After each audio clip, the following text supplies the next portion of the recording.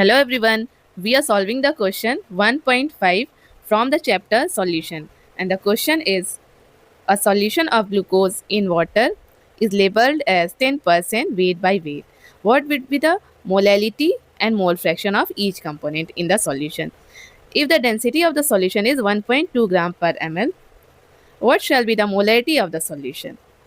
तो क्वेश्चन में क्या कह रहा है, यहाँ क्वेश्चन में हमसे पूछ रहा है, हमसे पूछा गया है क्वेश्चन में कि ग्लूकोज अगर वाटर में डिजॉल्व है तो वहाँ पे दिया हुआ है कि 10% वेट बाय वेट है वहाँ, ठीक।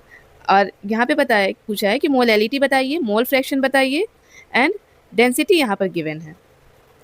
तो कह रहा है कि इसकी मोलैरिटी भी फाइंड करिए। तो हमें फाइंड क्या करना है, molality, molarity and mole fraction. तो सबसे पहले क्या यहाँ पे गिवन है, गिवन है यहाँ 10% ग्लूकोज। 10% ग्लूकोज है, मतलब हम क्या मान रहे हैं कि वो 10 ग्राम होगा। इसी तरह वाटर का परसेंटेज अगर हम माने 10% ग्लूकोज है तो वाटर में अगर डिजॉल्व है तो मतलब 90% हमारा वाटर होगा, तो इसीलिए यहाँ 90 ग्राम लिख दिया, ठीक। उसके बाद डेंसिटी है हमारी 1.2 ग्राम पर ml, ये डेंसिटी दे दी हुई है। डेंसिटी किसकी है यहाँ पे, सॉल्यूशन की डेंसिटी यहाँ पे दी हुई है, ठीक। मतलब जो सॉल्वेंट और सॉल्यूट से मिलकर बना डेंसिटी उसकी दी हुई है। यानी अगर हम यहाँ पे बात करें तो इसका मास, सॉल्यूशन का मास हमारा 100 ग्राम मिल गया और डेंसिटी हमें 1.2 ग्राम पर ml मिल गई, ठीक। इसके बाद क्या, अकॉर्डिंग टू द क्वेश्चन के अकॉर्डिंग हमें यहाँ पे मोलर मास पहले फाइंड करेंगे। मोलर मास ग्लूकोज का कितना है, 6 into 12 plus 12 into 1 plus 6 into 16, तो हमारा 180 ग्राम आ गया। फिर नंबर ऑफ मोल्स हम ग्लूकोज का फाइंड करेंगे, तो given mass upon molar mass formula होता है, तो 10/180 तो 0.056 मोल आ गया हमारा। तो ये हमारा नंबर ऑफ मोल्स किसका है, ग्लूकोज का। नेक्स्ट हम मोलैलिटी फाइंड हमें करनी थी, तो मोलैलिटी इज इक्वल टू क्या होता है, number of moles of the solute upon volume of the solvent in KG. तो इस फॉर्मूले में हम पुट करेंगे number of moles of the solute यानी 0.056 जो हमारा आया है, ये जो हमारा आया। उसके बाद नीचे क्या, सॉल्वेंट का मास यहाँ पे हम देख लिए कि 90 ग्राम है, तो 90 डिवाइडेड बाई 1000 यानी 0.62 मोल आ गया। उसके बाद यहाँ पे हमारी जो डेंसिटी है, डेंसिटी की हेल्प से हम वॉल्यूम फाइंड कर लेंगे। तो वॉल्यूम की नीड हमें कहाँ होगी, मोलैरिटी में। तो density is equal to mass by volume, formula ये होता है। तो यहाँ से volume is equal to mass by density.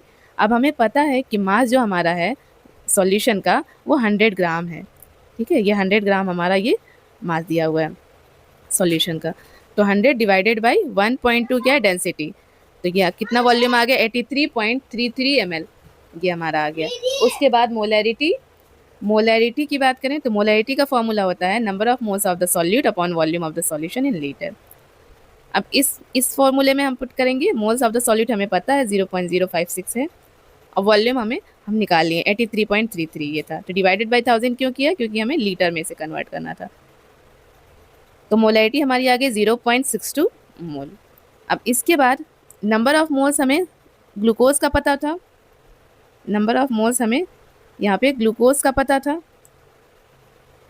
अब हम यहाँ नंबर ऑफ मोल्स वाटर का भी निकाल लिए, ठीक। तो इससे हमें क्या पता चल गया, नंबर ऑफ मोल्स वाटर का ये 5 मोल हो गया और नंबर ऑफ मोल्स हमारा ग्लूकोज का 0.056 मोल हो गया।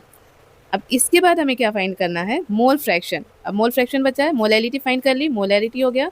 अब mole fraction of the water का मोल फ्रैक्शन अगर फाइंड करेंगे तो वाटर का मोल फ्रैक्शन फाइंड करने के लिए moles of the water divided by moles of the water plus moles of the glucose, मतलब टोटल कंपोनेंट का मोल्स नीचे और ऊपर जिसे फाइंड करना हो वो लिखते हैं। तो 5 क्या है, नंबर ऑफ मोल्स वाटर का डिवाइडेड बाई 5 प्लस 0.056, तो हमारा आंसर है 0.989। इसी तरह मोल फ्रैक्शन अगर ग्लूकोज का फाइंड करना होगा तो 1 में से माइनस कर देते हैं हम, या फिर number of moles of glucose भी इसी फॉर्मूले में पुट करके निकाल लेंगे। यहाँ ऊपर हम क्या लिखेंगे, ग्लूकोज का, और नीचे क्या लिखेंगे, टोटल नंबर ऑफ मोल्स। तो ऐसे करके या तो इस फॉर्मूले से या फिर 1 में से माइनस कर देंगे तो भी हमें पता चल जाएगा। यानी मोल फ्रैक्शन कितना आएगा, 0.011 मोल फ्रैक्शन ग्लूकोज का एंड मोल फ्रैक्शन वाटर का 0.989। तो हमें मोलैलिटी पता चल गई, मोलैरिटी पता चल गई, मोल फ्रैक्शन पता चल गया, ठीक।